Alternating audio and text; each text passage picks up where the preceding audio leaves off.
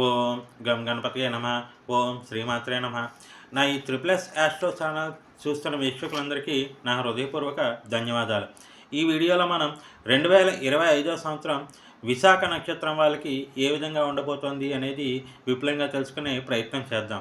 ముందుగా మనం 2025 సంవత్సరం గోచారాన్ని ఒకసారి గమనించినట్లయితే శని 2025 మార్చి 29 దాకా కుంభంలోను, ఆ తర్వాత మీనంలోనూ సంచరిస్తాడు. అలాగే గురువు 2025 మే 14 దాకా వృషభంలోను, ఆ తర్వాత మిథునంలోను, తిరిగి 2025 అక్టోబర్ 29 నుంచి కర్కాటకంలోను, తిరిగి డిసెంబర్ 4 నుంచి మిథునంలోనూ సంచరిస్తాడు. ఇక రాహువు 2025 మే 18 దాకా మీనంలోను, ఆ తర్వాత సంవత్సరం అంతా కుంభంలోనూ సంచరిస్తాడు. అలాగే కేతువు 2025 మే 18 దాకా కన్యలోను, ఆ తర్వాత సంవత్సరం అంతా సింహంలోనూ సంచరిస్తాడు. ఈ విధమైన గమనాన్ని మనం చూసుకున్నట్టయితే ఈ సంవత్సరం విశాఖ నక్షత్రంలో మొదటి పాదం ఏదైతే ఉందో తులారాశిలోను, మొదటి 3 పాదాలు తులారాశిలోను, 4వ పాదం వృశ్చిక రాశిలోను వస్తుంది. వీళ్ళు గురుమహాదశలో పుట్టి ఉంటారు. వీళ్ళకి గురుమహాదశ, శని మహాదశ, బుధ మహాదశ, కేతు మహాదశ, శుక్ర మహాదశలు అయితే జరుగుతూ ఉంటాయి. అయితే ముందుగా మనం తులారాశిలో ఉన్న విశాఖ నక్షత్ర జాతకుల 3 పాదాల జాతకులకి ఏ విధంగా ఉండబోతుందో తెలుసుకుందాం.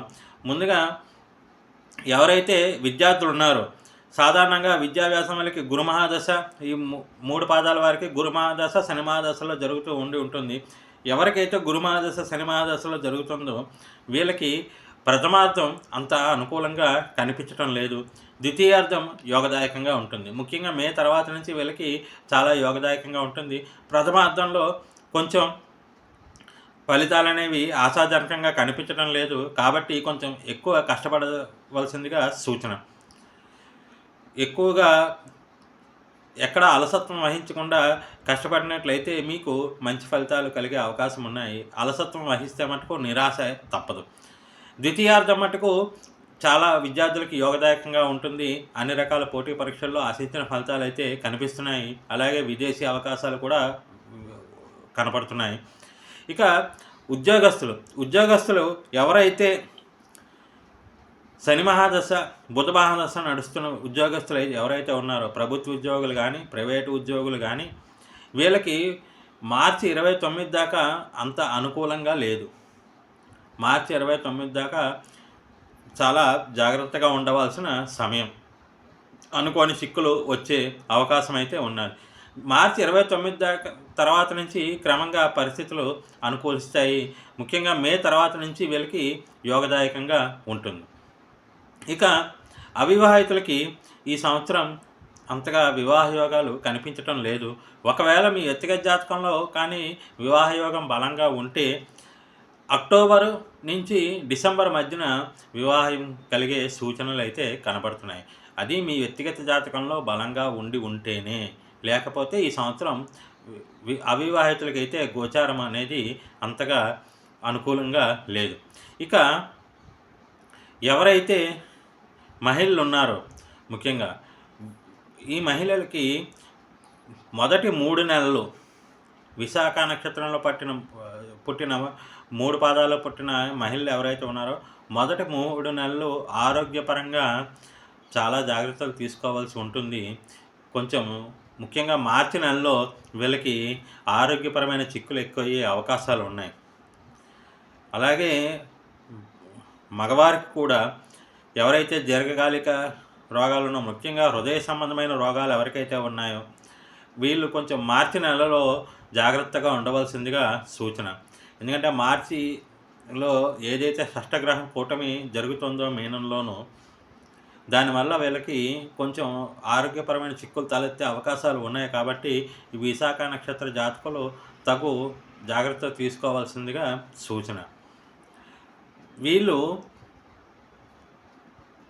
ప్రతి గురువారం గోసేవ చేసుకోవడం కానీ, లేదా ఏదైనా కుక్కకి గోధుమ రొట్టె తినిపించడం కానీ, లేదా గురువారం నాడు సాయిబాబా దర్శనం చేసుకోవడం కానీ, దత్తాత్రేయ స్వామిని దర్శించుకోవడం కానీ, అలాగే సాయిబాబా మందిరంలో నానబెట్టిన శనగలను ప్రసాదంగా పంచడం కానీ చేస్తే వీళ్ళకి ఈ పరిహారాలు చాలా వరకు వీళ్ళకి ఈ మార్చి వరకు కూడా ఏదైతే గోచార అనుకూలంగా లేదో దాని నుంచి ఉపశమనం కలిగించడానికి బాగా ఉపయోగపడతాయి.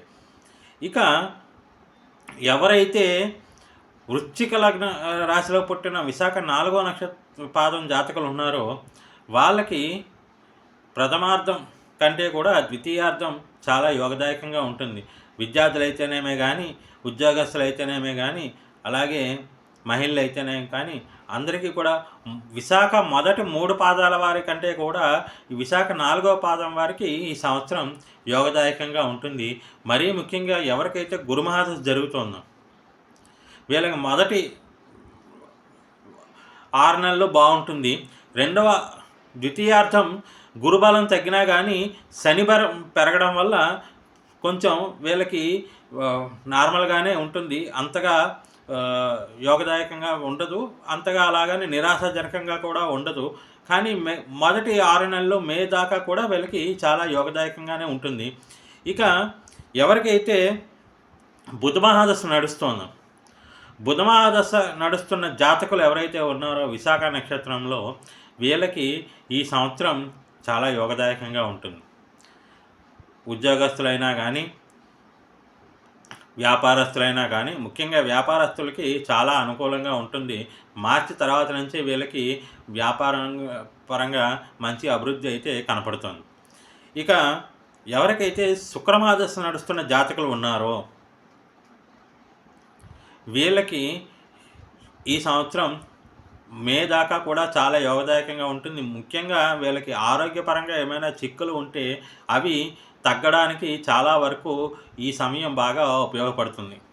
ఆరోగ్యపరమైన చిక్కులు చాలా వరకు తగ్గే అవకాశం అయితే ఉన్న శుక్రమహాదశ నడుస్తున్న విశాఖ నక్షత్ర జాతకులు ఎవరైతే ఉన్నారో వాళ్ళకి ఆరోగ్యపరంగా చాలా వరకు మంచి అభివృద్ధి అనేది కనిపించబోతోంది.